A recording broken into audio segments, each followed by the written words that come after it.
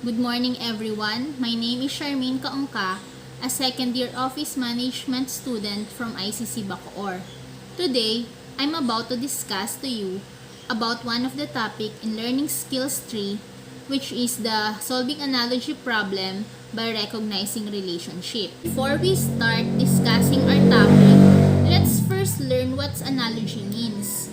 Based on the dictionary, analogy is a comparison of two otherwise unlike things based on resemblance of a particular aspect or a comparison between two terms to know their similarity or relationship. Okay, in other words, analogy is a comparison. In this discussion, we will learn what's the difference or similarity of the given word or terms in the following examples that I will show you later on. In order to solve any type of analogy problems, the following three learning skills are required. Number 1, know the definition topic and identifying characteristic of the term used in the analogy problem.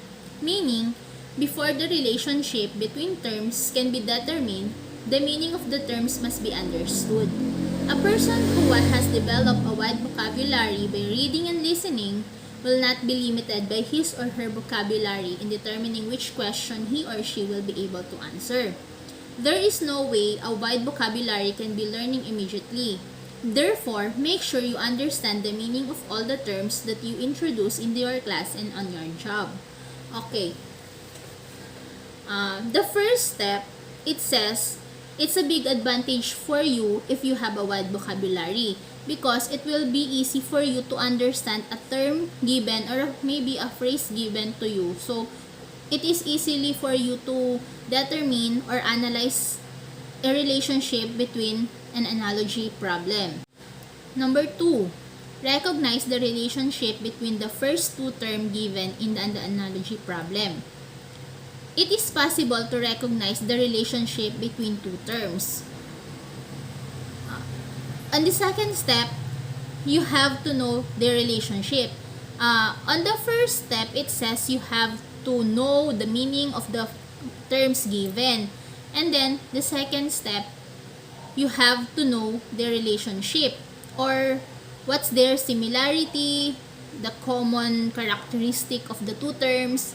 And then, the third step is to select from the list of terms a term that will have the same relationship as was found between the first two terms. Basically, in order to select a term to complete an analogy, it is necessary to know the definition topic and identifying characteristic for the terms listed. Again, the importance of learning the meaning of new terms is emphasized.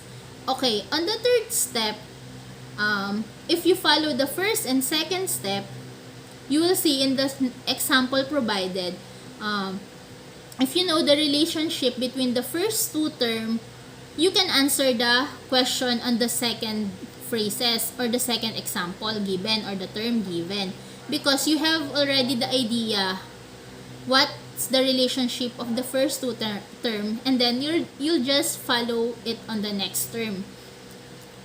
Again, if you have a wide vocabulary, wide understanding of the terms or the words, it's a big advantage for you. In solving analogy problem, there are two groups. Group 1, analogy problem using relationship. An analogy problem using relationship is solved by using the following two-step process.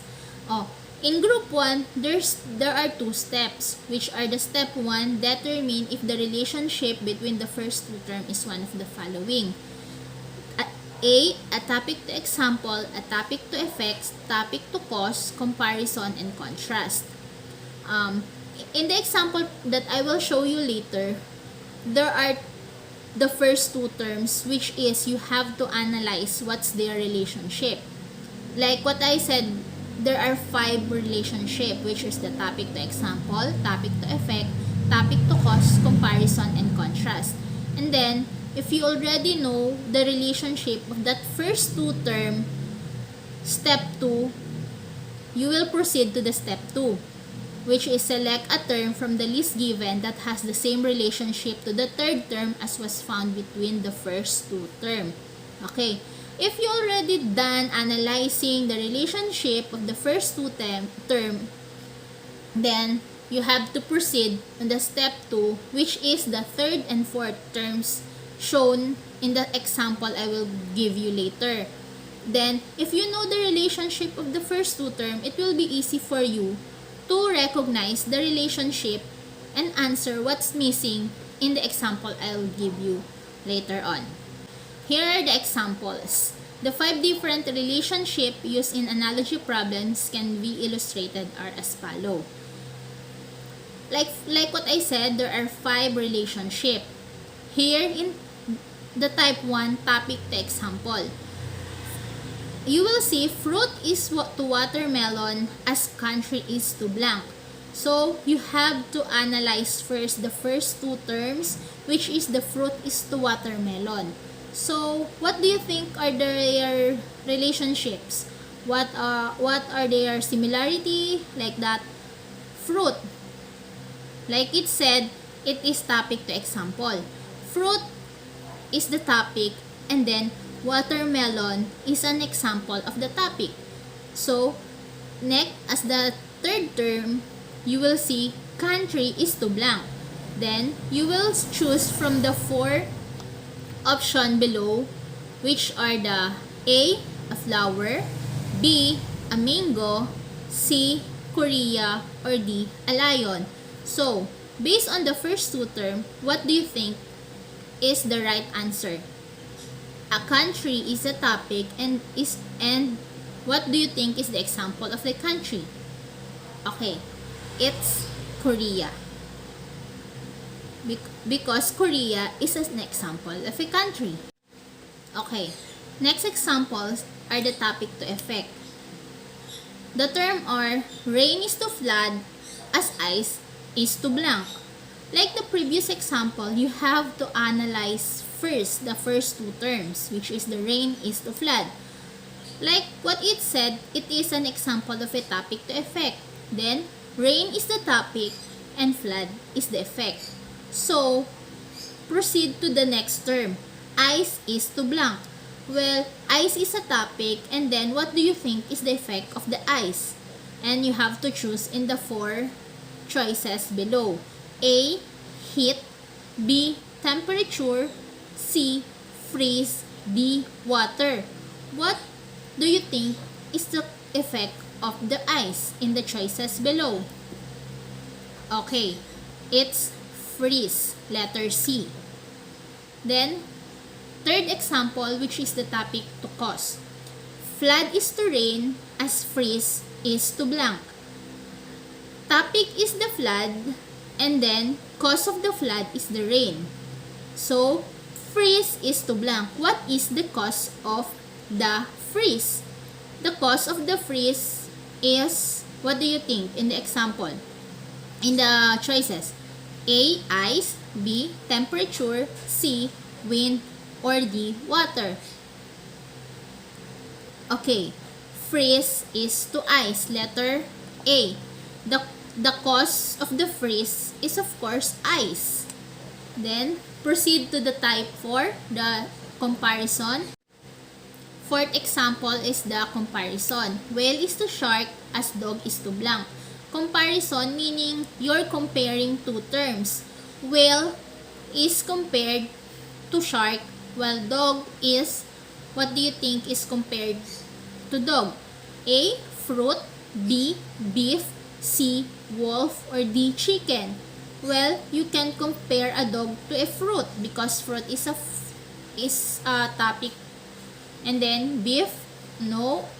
Oh, yes, it's wolf. You can compare dog to wolf.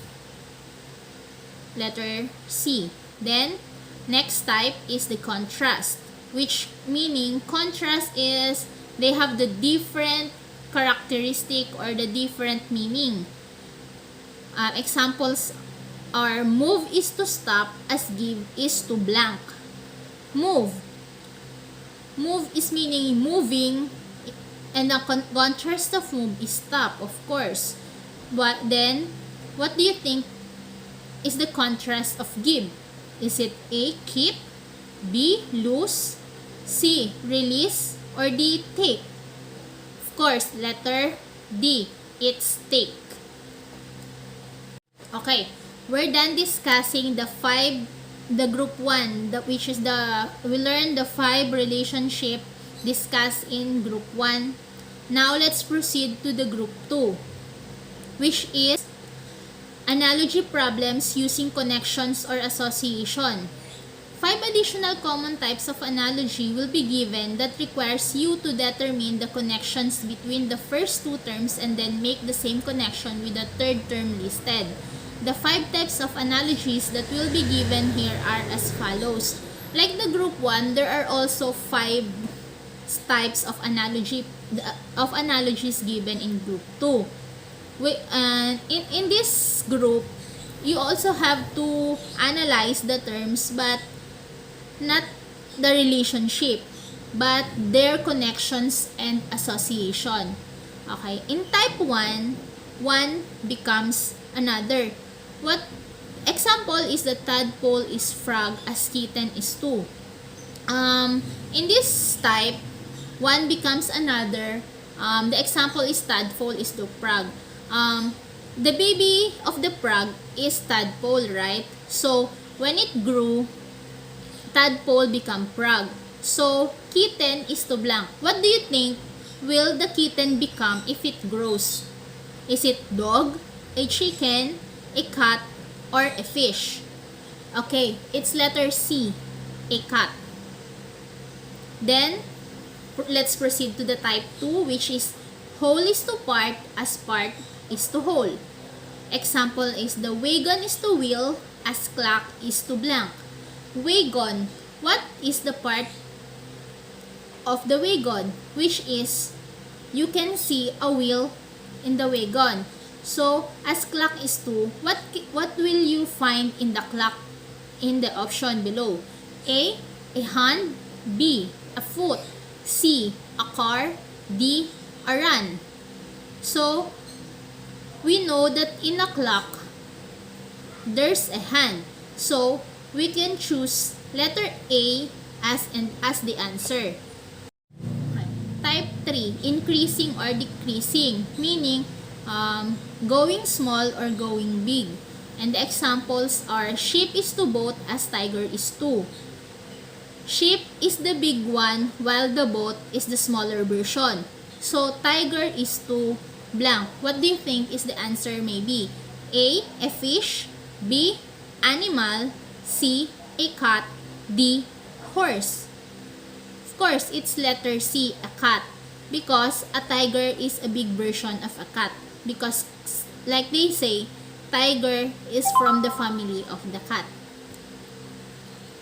Next, type 4, one's function or location. Function, what's their use or where you can find them. In this example, doctor is to hospital as judge is to blank. Of course, doctor, you can find the doctor in a hospital. So, as the next term, judge is to blank.